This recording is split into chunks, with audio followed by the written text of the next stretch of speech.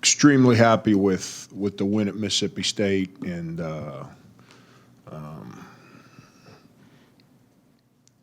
obviously we're starting to wind down here. We're down to 3 weeks and 6 games, and we're a lot closer to the end than we are to the beginning. But we have to not change our mindset, not get overwhelmed with a loss or overjoyed with a win. I hope that we're able to continue to put what's in our past in the rearview mirror. This team's been pretty good with that. Even the Alabama game, it's not like we didn't try.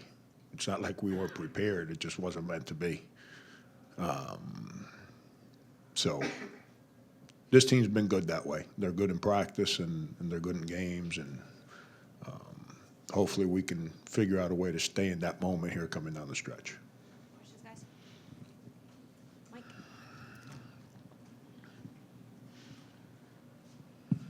Right, the coolest stat I read today, Sindarius Thornwell in the last 20 years is one of 2 players to ever average 20 points, 7 boards, 2 assists, 2 steals a game.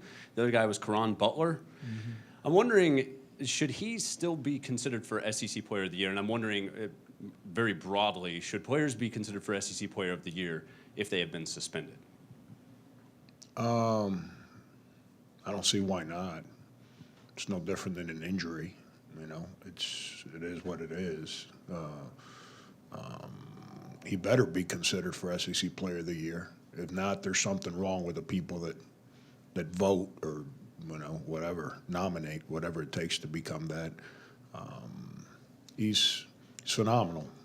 You tell me another player in the country that plays 4 different positions on the basketball court: point guard, 2 guard, small forward, power forward, defends 4 different players on the court, leads a team in scoring, rebounding, steals, and assists, if I'm not mistaken, and defends the best player on the other team, by the way. Tell me somebody else in the country does that, let alone our conference. But I think if you asked him, he'd tell you he just wants to win and play in the NCAA tournament, all that other stuff. I'm not a self-promoter. I'm not any good at that. I don't think our players are any good at that. I hope the people that we play against, I shouldn't say I hope, I know the people we play against respect the heck out of him. I hope the people that observe and vote respect the fact that he does all those things. How did your guys hold up physically in the days after the Alabama game, and how did you manage them physically in the days after that leading into Mississippi State? Yeah, my concern has never been our bodies; it's our minds, and I wasn't worried about our guys being physically tired coming off the Alabama game. We've got a lot of first-year guys, and when you start dealing with the days of February, first-year guys are not used to the competitiveness of practice every day, or the growing response pressure. And when I see pressure, I mean internally. I can care less what other people think. The internal pressure that we create, because when you start winning, the responsibility for doing things right becomes greater within your locker room. And young players tend to get bogged down with the length of the season, the attention to detail, and the competitiveness of every practice, let alone games. It's league play. You don't get an easy layup anymore. You don't trick a team to get an open shot. And young players struggle with that. There's a reason why when Sindarius was a freshman and Dwayne was a freshman and Carrera and the guys were sophomores, we tried real hard. We couldn't win a close game. There's a reason. And now all of a sudden, 2 years removed, those guys are older. We've done a better job of winning close games. Just we don't get bogged down, the way we did. But my concern was never our physical ability to practice well and perform well against Mississippi State. It was just mental. The young guys just mentally being drained, and then that creates mistakes. Mistakes leads to negativity. Negativity leads to now your older guys getting frustrated. That's what I was trying to avoid. And I think the guys were great for those 2 days in practice. The older guys were phenomenal, and I think the younger guys were excited about getting on the court. I should say I know, I saw it. And that's why we were able to go on the road and put Alabama in the rearview mirror and figure out a way to win. What are you seeing in Dozier's outside shooting right now? Inconsistencies, he's working at it. He's got to trust the process. I mean, he made 2 big-time jump shots against Alabama in overtime. And then he had a clean lick and shot an air ball. And, that's just inconsistency. He's grown a lot. Here's what I'll say. He's shooting them. Last year, he wasn't going to let it go. So he's shooting them. He's got to get to a place where it's not a fundamental breakdown right now. I just think it's, he's not 0 for, heck, he didn't make a 3 all-of-conference play last year. He's got to be able to jump up there and be confident the next time he shoots the ball. He's shooting it. And like I said, he's made, he just, for whatever reason, it's kind of feast or famine. It's either bottom of the net or it's a bad miss. And he just has to get to the right place again. I think ever since his back, I thought he got past it at LSU. He practiced real well. Was in attack mode from the word go at LSU.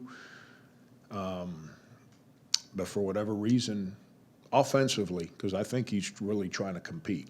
I think he's engaged with what we're doing. I feel that way. But offensively, there's some inconsistency with shooting the ball, and it's been ever since that day. And but he's healthy. He's in a good place right now. I know this isn't at the forefront of your mind, but it's been a long time since this program's had a player selected in the NBA draft. Is that something that y'all hear about on the recruiting trail as far as programs recruiting against y'all? And how much does it raise the profile to have PJ and Sindarius mentioned where they're being mentioned right now?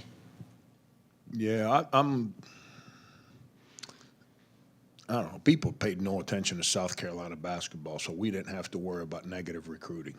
It's just the one, and so that to me is the biggest sin of them all in the world of recruiting. I confront people for negative recruiting. I think negative recruiting stinks, and I got no respect for people who do it. See, when you choose to negative recruit, you're not impacting your family. You're impacting my family, my staff and their families. You're impacting the players in my program. Don't do that. So I confront people. When people negative recruit me, they're going to have to sit down and face me one-on-one and have a conversation. I got no time for it. I think football coaches think it's funny and they all joke around, whatever, and they still hug and kiss after they do it to each other. You can ask people that recruit against me. I never say a word about another school. And if you say one about me or my team, you're going to have a conversation with me. And that's not being a tough guy. I'm just telling you the truth. But the one thing that we did experience in recruiting really had nothing to do with the NBA. I think that's the most overrated recruiting pitch of all time, the whole NBA nonsense. But what was said to players, and kind of in a discreet way, Frank's a great guy. I like him a lot, but nobody goes to see them play. That's kind of the only kind of little negative vibe that was put out there in recruiting. Can't say that anymore. I just read something where we're 13th in the country in total attendance this year. They can't say that anymore. So, but no, we have not faced negative recruiting. We have not. I don't engage in it. I don't condone it. I don't let my assistants do it. If one of my assistants ever speaks to a recruiter, their families about another school, me and them going to have a long conversation because they know I'm totally against it. But I don't know. I'd rather coach guys that are being considered to be drafted than not. Like when they asked me about one and dones, I'd love to coach 5 one and dones. If all 5 get drafted, I think I'll sit up here and you guys think I'm a lot smarter than I really am. Coach, as we get closer to March, how important is it for your seniors on the team, particularly Sindarius, to keep the younger players kind of level-headed going into the postseason? Yeah, that's leadership. That's where it starts at. If you don't have it, it's hard. It's hard to stay grounded. It's hard to stay in the moment. Young people, no different than me. You know, I'd handle things in pick a year, 1987. I handle things coaching a lot different than I handle it now. I used to, like, we'd lose a game, and the next day in practice, I'd be the most negative human being in the world because we lost. I've learned to get away from that, you know, and that life's taught me that. The same thing with the players. You know, they go through it. They understand that we can't overreact to a good day, a bad day. We just got to make sure there's not too many bad days. We have to be excited that we get to do what we do every single day. And then you got to trust the people that are in it with you. You got to create an environment where you can trust. And guys like Sindarius, just like last year, Carrera and Mendogas, Dwayne Notice, when those kids were young, you know, Bruce Ellington had the capabilities of being an unbelievable leader. We didn't have him around. You know, and then Ty Johnson tried. He really committed to trying to do his job. But you got to understand, he broke his foot his junior year, and then he was trying to figure me out his senior year. So he was also trying to establish himself. Now we've got, you know, guys that have been established here. That they got Sindarius, Dwayne, you know, even Justin. Justin's been great this year. There's a mindset from those guys that there's an inner confidence about what they've been through, that they're not going to get rattled. And they share that with those other guys on a daily basis. And that's why I said what I said the other day. There's no surprise as Sindarius got here, we weren't very good. And now he's a senior, and we're pretty darn good. And it's a direct correlation to what he's all about.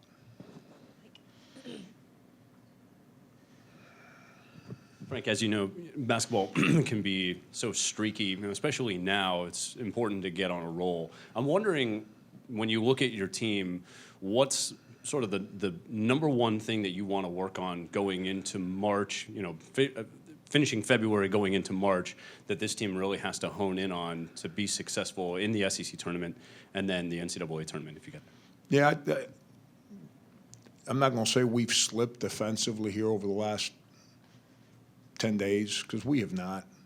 I think we fouled a little too much over the last 4 games or so. We've got to eliminate some of those fouls. We just offensively, we kind of, to piggyback on what Phil asked a little earlier, you know, our perimeter jump shooting has to become a little more consistent again. It has not been. I'm not concerned about it right now. If we look at the Alabama game, we'll overreact to that, and I'm not going to do that. But our perimeter shooting has to become a little more consistent, you know. And then the first-year guys, we need them. They're all, just like every first-year guy around the country, the season's starting to get long for them.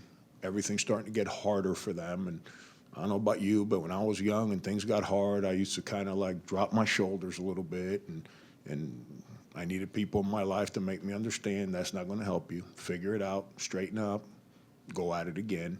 We need them to help us a little bit more than they've been helping us here in the last 2 weeks. Last 2 weeks, we've become kind of an old team as far as the guys that are playing. What I mean old is that the people that are playing a lot of the minutes are guys that have been around here for a while. And we need some of those young guys to re-engage from an emotional standpoint, so they can be better and bigger contributors as far as the games go coming down the stretch here. Sin and PJ are both approaching 50 steals for the year. Sin just told me that's a byproduct. He believes it's a byproduct of the defense you guys play. But from an individual standpoint, what's it take to be good in that category? Yeah, I mean, you number one, you got to study a lot of film because you got to know what the other team is doing. You got to learn how to study film. You got to have guys that are relentless, and then it's no surprise those two guys are big, long, strong guards, and our defense creates a lot of people playing faster than they want to play. And anytime you make people do things faster than they want to do, there's a possibility for a problem. And those guys have a knack to come up with that ball, and that ball's kind of not secure. They have a knack to come up with it, and that's a big part of who we've become as a team. Now here's what I'm not happy with. We're not converting steals to easy baskets. I'm not a big steals guy. I don't believe in taking chances. But if you force people to play faster than they want to play and the ball is in front of you, then go after the ball. We've got to figure out a way to convert some of those to easy baskets. Right now, we're not doing that. The three-point defense the other night, did you just run into a hot shooting team, or is there anything there that makes you worry going up against two good three-point shooting teams this week? How about this one? The last two games where we've been burnt by three-point shooting, okay? Avery Johnson Jr. averages 7 points a game, scores 25. I'm removed from his stats being in front of me, but he's a 20% three-point shooter, somewhere in that neighborhood, 28%, 27%. I want to say he made 5 of his first 8. Number 22 for Alabama, averages 4 points a game, goes for 19 and makes 2 threes in the overtimes that just hurt us. And then the young man that just made 5 or 6 of them from Mississippi State, he had scored a total of 26 points in their last 10 games. That's 22 against us. We got to do a better job of identifying reserves that don't do a lot of scoring, so our players are a little bit more alert to it. If you were telling me that Witherspoon and Riley Norris, J.J. Frazier, the guys that are three-point makers for their teams were getting their licks, I'd be a little more concerned with that. I think we've got to do as coaches, we got to do a better job of alerting our players to the capabilities of reserves as to what they can do to make sure that we don't get hurt by those players. Excuse me, Coach. Any, I guess, what concerns you about the Razorbacks, or how do you feel your team matches up? You better take good shots and not turn it over against them. If there's one, we've got a lot of real good guard play in the league right now. I mean, if you make a mistake on offense, we've got a lot of teams in this league that just they turn around and expose you hard. Arkansas is as good as anyone out there. I mean, Dusty Hanna's. I'm having mental blocks here today. I apologize, but number 0 and number 4 for Arkansas, 2 first-year guys. Beard, same thing. They are some aggressive scoring guards that if you make a mistake on offense, and mistakes, bad shots, sometimes missed layups, I mean, they just take it and they're on you. And there's nothing you can do because all 4 of them in the open court are phenomenal. So we've got to be very clean there. We've got to be very, very clean offensively, that we don't turn it over, we don't take bad shots. How do we match up with them? It's interesting. They rely more on their 4s being aggressive defensively, runners, not that big of rebounders. We are more of a rebounding, power playing team from the 4 spot. I think we're similar at the guards, and then at the center, you know, whether it's Chris or Mike or whoever, going against Moses Kingsley, who's established himself as one of the better big guys in this conference. So we just like we do for the next 6 games, and we've had for the last 12 games, we've got our hands full. We've got to make sure that we take advantage of the opportunity that we're playing at home. Both Mike and Chris seemed like they contributed pretty well down the stretch, especially offensively at Mississippi State. How did you feel about them leaving that game? Was that a step in the right direction for both of them? Yeah, that was a big part of our game plan going in. Coming off the Alabama game, I felt that even against Georgia, that we are not throwing the ball inside enough. And I did not address it as directly as I should have leading into Alabama. But after the Alabama game, there was no doubt that I was not coming into practice and allowing that to slide anymore. I think Chris got in foul trouble again in the first half, so it limited some of his touches. I also think that since I had not emphasized it as much as I should have for a couple weeks leading into the Alabama game, we kind of broke away from it late in the second half, late in the first half and in the middle part of the second half. But we stayed engaged, meaning that we had to listen to what we were trying to do, and we did. And I want to say they combined for 19 second half points, 17, 19, something like that. That was a big part of what we were trying to do. And credit those 2 kids. You know, Mike needs to make his free throws. Can't go for 4 from the foul line. But that's a big part of who we are as a team. We have to get the ball inside. Can't get away from that. Is the difference in the quality of basketball between the SEC and ACC so great in your mind that at least one of the national guys will say there's 11 ACC teams in the tournament, including one that's 6 games under 500 in the league, at least is on the bubble, if not in the tournament, while the SEC at best is maybe being credited with 5 possible for the tournament? I don't pay attention to the ACC, and I don't say that in a negative way. I don't pay attention to too many other leagues at this time of year. I'll watch my personal friends, people that I have personal relationships with, when their teams play. I try to watch if I got a window. I think you take Virginia, going to Virginia Tech and losing yesterday. I did watch part of that game. It's no different than us going to Mississippi State and losing if we would have lost.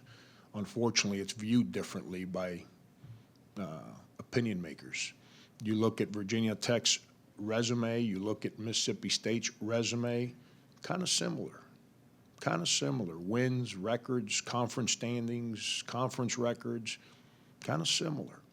I think Va Tech, I think they had a bigger win earlier in the year than maybe Mississippi State has had. But outside of that, pretty similar, and that's the unfortunate part. And I can't get consumed with people that don't watch the SEC. And a lot of the people have those opinions, don't watch the SEC. That's why, Phil, if you've heard what I've said for pretty much the last 2 years, I hadn't said it before because we weren't any good. So what good does it do for me to talk about things that we don't deserve to be spoken about? As SEC schools, we have to pay attention to our own local medias because the national people don't come to the SEC buildings or cities to watch us play. The national people piggyback off what the local SEC media reports. And that's one thing that I think you understand that I haven't been happy about with the way our teams are viewed by our own media. When we win an SEC game, it's because we beat a team that's not very good. Yet Kansas can make a free throw, and I think everyone here will tell you Kansas is once again going to win the Big 12 or in place to win it, but they can go into the 7th place team in the Big 12 and need a free throw to win, and that's viewed like an unbelievable win. What a great win. Yet the 2nd place team in the SEC goes on the road to Mississippi State, and it's viewed like, whoo, almost got upset. They got to play better. What's the difference? You know, and I just think that our media markets and SEC schools have to respect our brand before we can expect the national people to respect our brand. 2 more, Rick and then Alex. Frank, are you going to be up tonight watching that late show between the women and UConn? Yeah, I'll get my work done as fast as I can today. I've got an interesting day, not to feed you with my social habits, but dear friend of our families is having a birthday party downtown, and those of you who know Raj and Bhavna, it's Raj's 60th birthday party, and so we're going to come downtown for an hour and a half or so, and then I'm going to obviously watch Don and the ladies for just an unbelievable opportunity in front of them, and somehow also watch us on film a little bit and watch Arkansas on film a little more and try to. I'm a big believer in going to bed with thoughts and then waking up tomorrow and having a cup of coffee before the world realizes that anyone else is functioning, and trying to clear my thoughts so I can create a perspective with which I want to attack the day with. And but yes, at 9 o'clock I'll be staring at that TV, and whatever superstitions I have for Don's team, which I have a couple, I'll make sure that they're all in play, trying to do my part from Columbia. Last question, Alex. Coach, your program has been one that's been very friendly to international athletes coming to South Carolina to play. What are some of the challenges there, and then what do you think about Chris Silva's development over your time here? When you say the challenges, you're speaking in reference to? To coming here and, like, for Chris having to learn organized basketball and then play it at a college level in the SEC. Yep. I kind of enjoy international guys. I've had them my whole career. As a high school coach, I had international guys. It's a different mindset. You know, there's certain parts of the world. I've always been more in the Caribbean, South American than Europe. I've kind of done Europe here between Estonia and the Lithuanians and obviously a couple guys from the continent of Africa, different countries over there, and they're all different.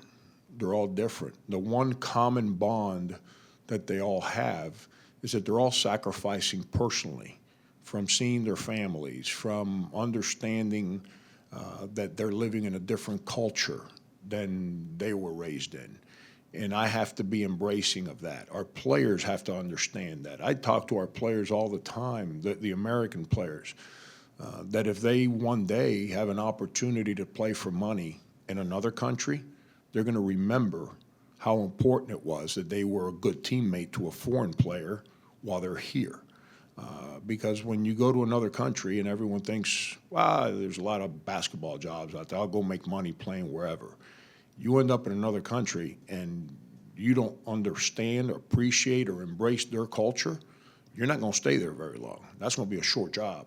So I think it builds a bond amongst our team that's a whole lot of fun. I understand it. I embrace it.